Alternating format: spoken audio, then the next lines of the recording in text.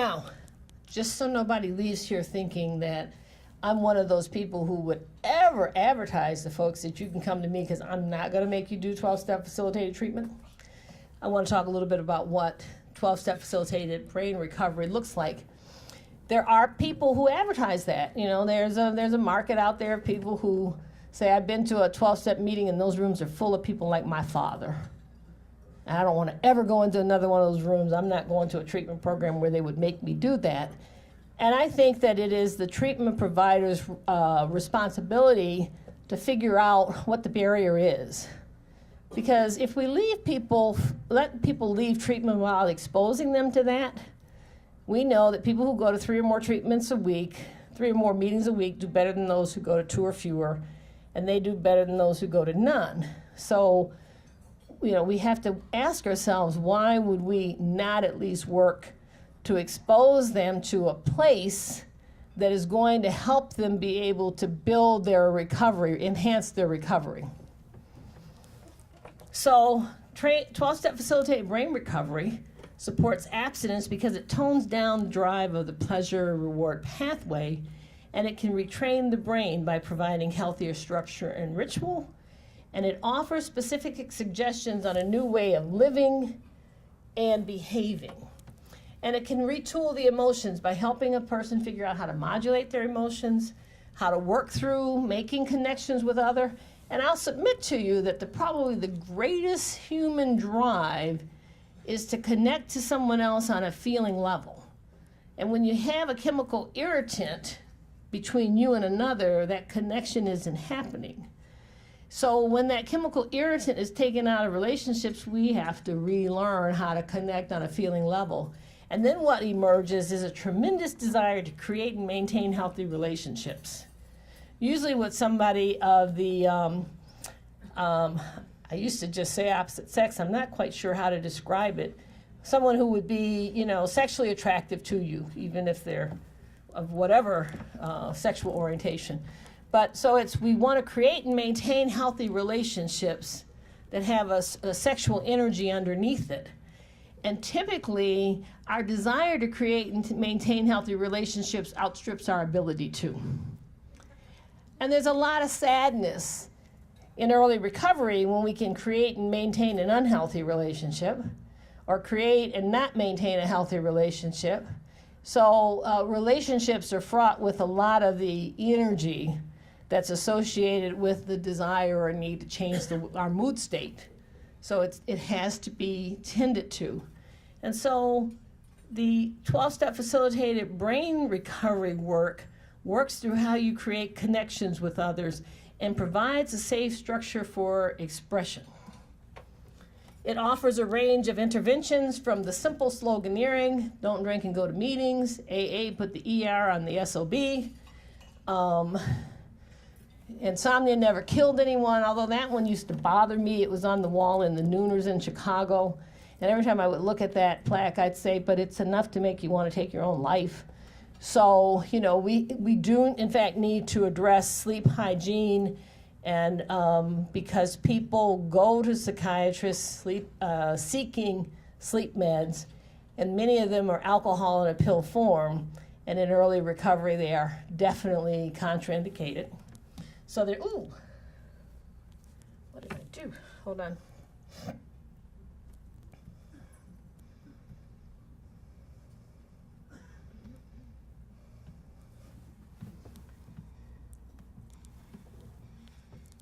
I can't believe I came up here without my glasses. Simple sloganeering to more complicated in-depth step work for different stages of brain healing and recovery. And also 12-step work builds responsibility and better judgment. It provides a blueprint for sober living, the steps. It exercises the prefrontal cortex, and it provides the constant reminders of the needed behavior and changes and reinforcement of changes. If you don't believe that, keep going to meetings. You'll hear your story told. You'll be reminded of what it was like. You'll be told of what it could be like if you keep doing what others are doing. So it's all there. And it is almost always available. And I put almost in the parenthetical piece there because it really is always available now with These are threes. threes. Thank you. It is always available with the internet. So when you think about what treatment is, it is identification of the problem, brief and early interventions, and sometimes that's enough to stop the behavior, assessment, and I believe that following an assessment, the individual should have greater insight into the extent and nature of their problem, or the assessment hasn't been effective. Diagnosis, which is naming it, counseling, medical, psychiatric, psychological, and social services, and follow-up. And this is the thing that I said. We used to always say this at ONDCP. What we know from all the outcome studies is that some treatment is better than none and more is better than less. And Chappie used to say he thought that the intake workers could assess who is best to go into treatment. But what he learned from this, what he learned from me, is that the person who has some treatment is the person who is more likely to make it the next time. Many of us shy away from admitting people who've been in treatment a lot of times, but they accumulate an experience. Now, if they are harder to treat because they've accumulated experience, what they've done is they've learned your cognitive stuff and they know what turns you on. So they're going to give it to you. And so when they tell you that they did X, Y, and Z in order to get the money to get their drugs, and you think that's their great reveal, if that's what satisfies you, you're going to fail them. Because they know what's turned somebody else on before and what somebody else has said, my God, she's really sharing now. And that's not her great holdback. And when my staff call me and they say, you know, Judy came forth today with all this stuff, I'll say, don't get excited about that. That's the stuff that she's decided it's safe to share. I want to know what the great holdback has been. The thing that she didn't say in six other treatment programs before she got here. That's the thing that's going to make the difference. When she can share that, you know that she's not trying to out-slick you anymore. And she's dealing from a place where she feels safe and feels as if she can trust you. And she's ready to work on the things that she was not able to voice before. So some is better than none, more is better than less, but it's best when it's driven by assessment, buttressed with case management, and completed in the community. I have the next 2 slides up, 3 slides actually, to remind us that there's a lot of work that's happening now out there before people come to us. So a pre-diagnosis might happen with the call. I believe that your call center is a place to make contact, work out logistics for getting there, but everybody should talk to a clinician before they make a decision to come into your program. If your call center has intake workers and there's no clinician interacting with people, I'm not sure that we're doing as good a job in figuring out whether what they're coming into is going to be a good fit. And you basically are saying, we'll take everybody who makes the financial review, I guess, or geographical review, or gender review if all you have is a female bed. How do you know, if you haven't had a clinician interact with somebody before they get on a plane and go across the country, that the match is going to be good? So adequate evaluation with H&P and labs, pre-treatment, documenting the disease, making sure that you know that the care is medically necessary, looking at how the patient's functioning, and using standard diagnostic tools. And I want you to know that in this business now, there are lots of coaches, interventionists, and consolidators who are picking your patients. What do you know about what they do? What kind of standards do they operate on? Are there operations around, you know, that there's a good financial match for you, or is it a good clinical match for you? Peri-treatment is the stuff where you're getting the review, you're getting permissions to admit, you're developing ideas about the preliminary treatment plan. We always think in the peri-treatment period who the person is going to be assigned to clinically. You know, what are their initial needs looking like? And it's not just based on caseload, it's based upon how they're presenting clinically and who they're going to need to work with. And then trying to match to the services for level and intensity. And in this, you have a lot of consultants who are doing this work for you. And some of the consultants or even interventionists don't have any clinical information about a person until they do the intervention. And they've actually matched people to services with nothing other than some third-party information that's come from family members. And I had a woman who was in an ambulance for 6 hours being transferred to me from a hospital with an order not to weight bear on an ankle. And no one bothered to call from the ambulance to tell me. And they were bringing her to a facility that was an IOP with a domiciliary. And she needed to be in bed for 6 weeks with diapers because she had a cerebellar ataxia from her alcoholism, and she wasn't supposed to weight bear for 6 weeks on this ankle. But they thought it was going to be a good match with us. And that's what happens when you're not able to review the clinical information about someone and you're relying on third-party consolidators to bring you people. Pill mills are another place where you're going to go, and there may be somebody who, if you show up there, you're going to be put on medication, and that person doesn't think and remember that most people who are put on maintenance therapies, only 13% will do well to come off maintenance therapies ever. It is a well-established fact that maintenance therapies are not for short-term, use to abstinence, that most people are not, once initiated, they're going to need to be on it lifelong. And I was with Mary Jean Creek 2 weeks ago, and she said she just reviewed the world's literature, and we now not only use 20 years of data, 30 years of data, 40 years of data, 50 years of data that shows if it is determined that you need a maintenance therapy, maintenance-assisted recovery, maintenance-assisted treatment, opioid replacement therapy, only 13% of people will do well once it's discontinued. Treatment, admission note and orders, having a rationale for what you do. And I want to remind you that there are lots of people now who are acting as sober coaches, and their work has evolved from coaching people through transitions to coaching people, and it keeps them from going into treatment. That this industry has developed in such a way that people who are doing coaching actually now believe that they are a surrogate for treatment for people who are treatment resistant. And they work to keep people from going to treatment. But once you get there are these 6 dimensions that we review. David Gastrin was here. I talked to him earlier. He may still be here. He tells me ASAM patient placement criteria is ready to go live. There are a number of states that are using it. But it looks at acute intoxication or withdrawal, biomedical conditions and complications, and emotional behavioral conditions which describe whether there's an imminent threat to self or others, related conditions, issues of impulsivity, lack of cortical oversight to behavior, and so forth.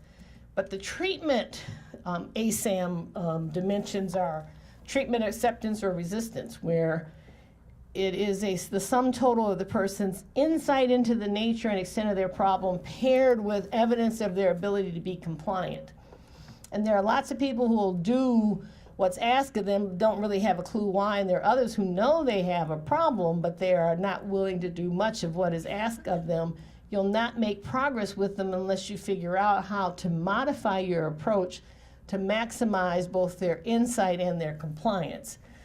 Relapse potential is a sum total of one's skills and symptomatology, and we have to reduce symptomatology. We have to allow people to acquire skills and apply them so that they can work through the problems of their life in ways that are other than what have been stereotypically or typically learned with their addiction. And then the recovery environment is the sum total of people, places, and things which makes both structure and support for the person. Now, treatment for me brings about 3 significant changes. And if those 3 items are not met, treatment's not over. And if a person uses after a treatment episode, an episode of care, and they've not achieved those 3 things, it's not a relapse, it's continued drug use. Their use might not have happened because they were in an environment that restricted use, but if they return to using after an episode of care and they did not acknowledge addiction, commit to recovery, and reduce or eliminate inducements of use, I can't call it a relapse. I can only say it's continued use in the face of a disease for which we don't have a remission. A light just went on. Exactly. So just a quick reminder, I think 2 more slides. In the first year, we go from the simple to the complex. And there are lots of people who are working with the folks who are coming to treatment or not coming to treatment, which include coaches and transports and sponsors, and they all support the stuff that we do. And I believe we should be as helpful to them as we can in working to create an environment where the person can build in a self-directed way on the quality of their recovery. In the second year, you start to see external evidence of internal change. And if you follow a bunch of people, recovery rates go up after 2 years of exposure to treatment. And if you follow an individual, they may have time where they're doing better and doing worse. But after 2 years of involvement, they begin to, move more towards, as near as makes no difference, an ability to be in recovery. The third to fifth years have to do with long-term survival of the new state, learning to reduce the risk of return to use. And, I continue to support the notion that we need to monitor people for 5 years, same way we monitor people with cancer for 5 years. And, you may turn down the frequency of the visits or the intensity of the monitoring, but, let's stay in touch over a 5-year period. And then at 10 years, there's this notion of mature recovery, which was described by McAuliffe here in Boston in a NIDA monograph, which looked at the characteristics of people who had 10 years of recovery. And there's a lot of commonality amongst them. And that generally is recognized the point at which people can continue to build a life. Now, that doesn't mean that their vulnerability to relapse or return to use is gone, but 10 years is where mature recovery initiates. So just to remind you, we've been doing a 12-step facilitated 1950s model, which talks about people being students and deals a lot on a cognitive level with them, with a disease that's pre-verbal, non-verbal, survival-driven, pleasure-driven, and wondering why we have overall the outcomes that we do. And what we can get using this model of care is throughputs, not outputs. And we've allowed ourselves to really talk about the failure to see better responses as on that person. We allow ourselves to believe that we don't have some responsibility to do things differently because we find fault, cause, and control. We put that squarely on the person who has the disease and make them responsible for their successes or failures. When what we need to do is to move towards this more clinically intense, process-driven model of care that assesses and reassesses and assesses and applies and reapplies services, activities, in a way that is responsive to that which is most important or prominent at any given time. I think Dee will let us have a couple minutes for either questions or response. You may have more responses than questions at all. But I want to thank you for your attention, and I look forward to seeing you at our 30th.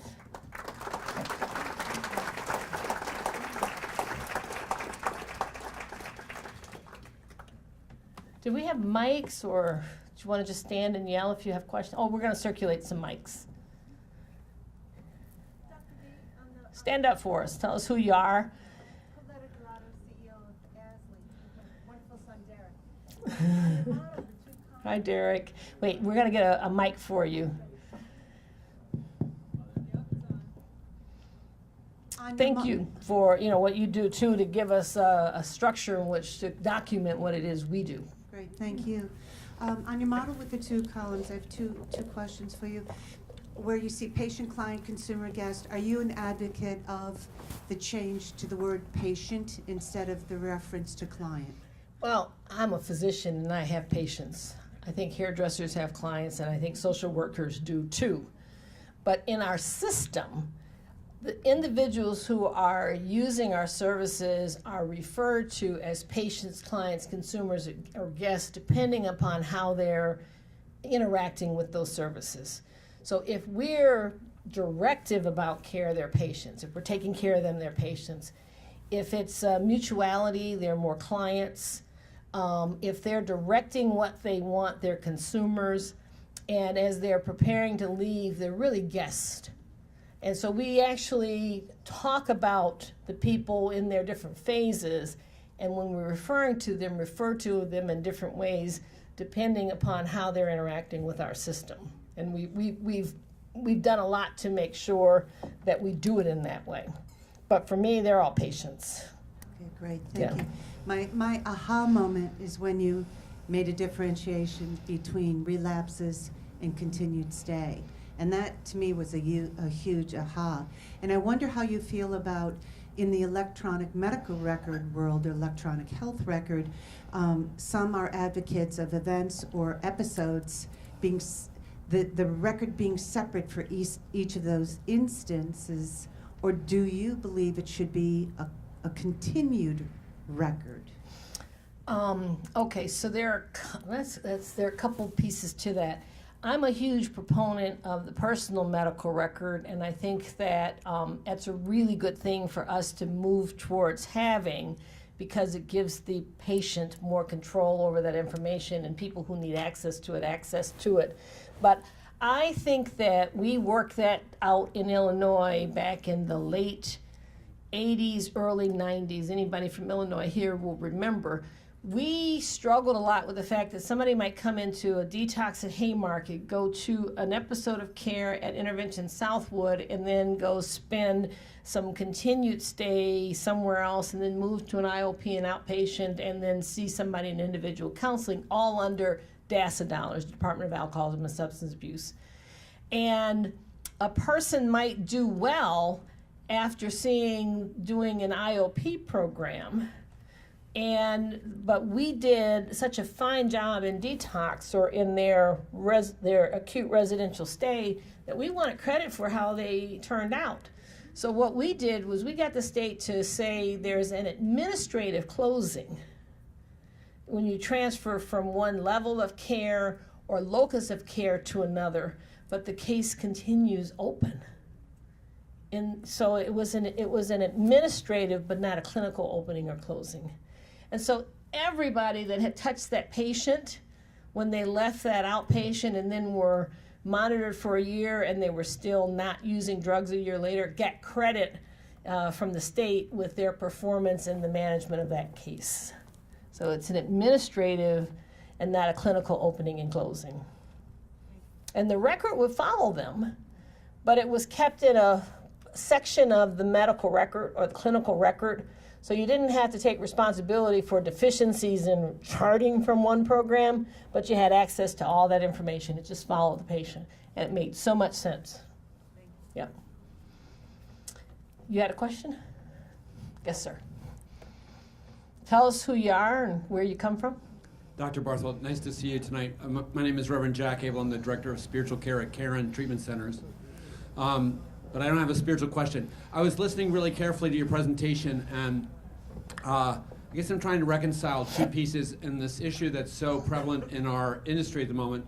One is when you were noting that a provider's indication that they would prefer not a particular course of medication is not a good standard, right? That's not a good standard. Like just what we don't like to put people on that medication that it in some sense be more driven, I think, by a medical decision-making model, I guess.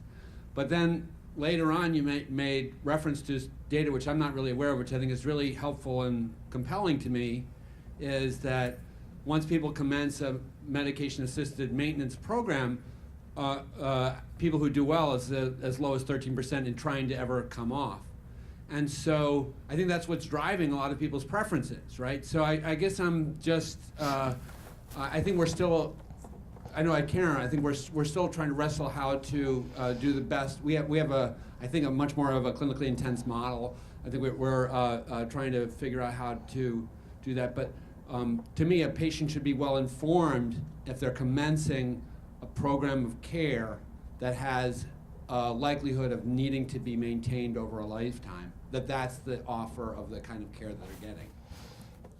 I wholeheartedly agree. And let me just back up a tiny bit to correct how I presented that data, because it's not a study that's being quoted. This is Mary Jean Creek's very big brain reviewing all the literature over the last 50 years. and it looks at no matter where you were treated.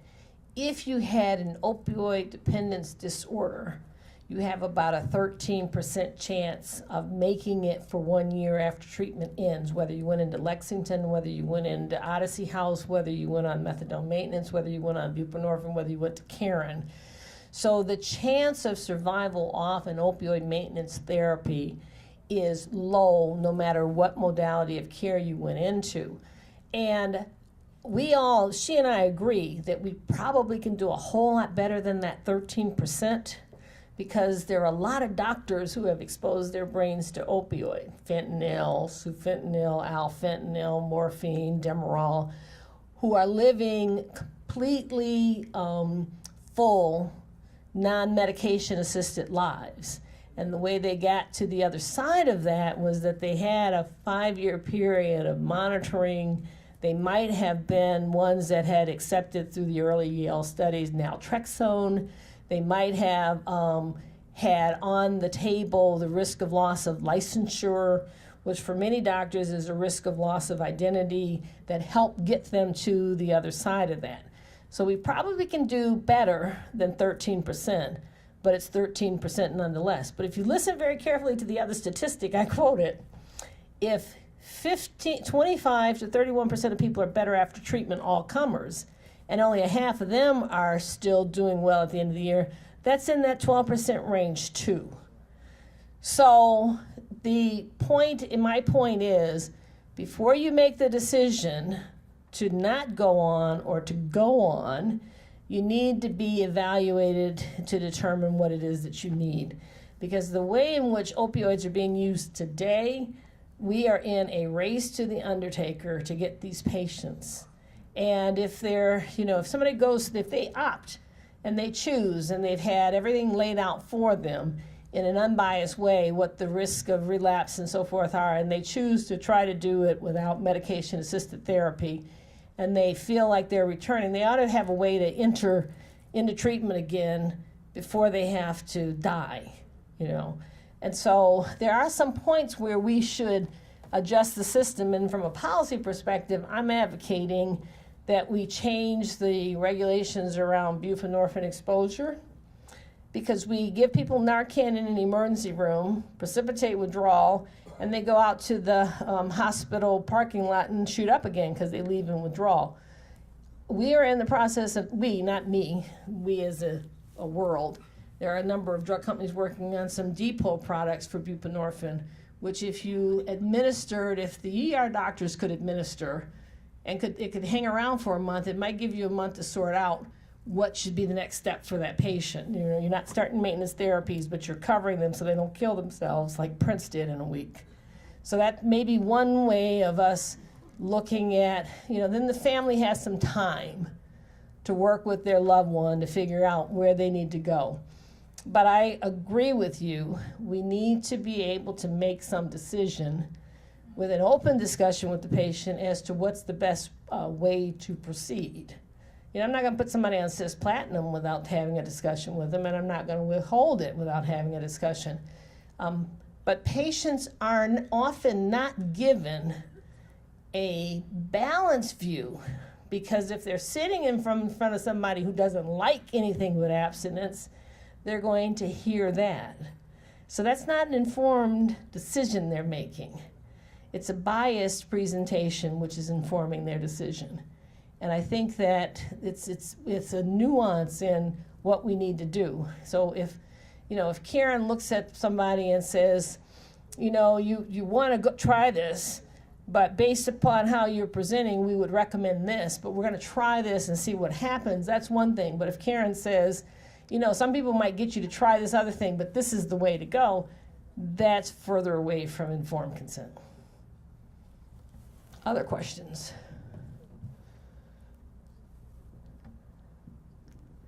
Hey, Peter. Hi.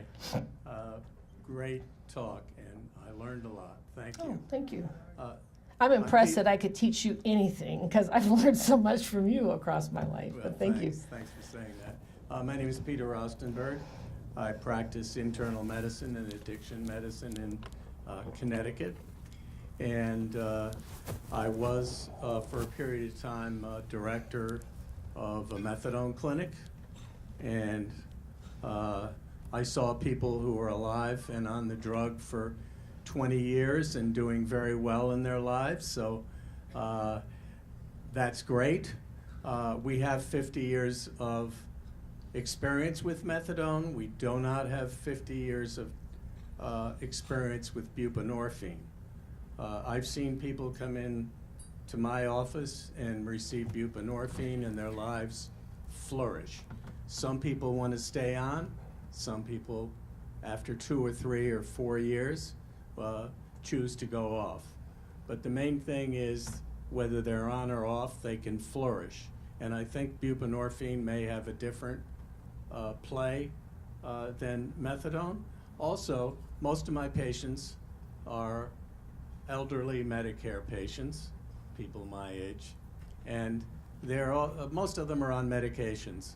And they're going to be on medications from the time I came to town and opened practice in 1975 until whenever I retire or they move on. So remaining on a drug is not a big deal. It's the quality of their life, whether they're on or off, that matters. Thank you.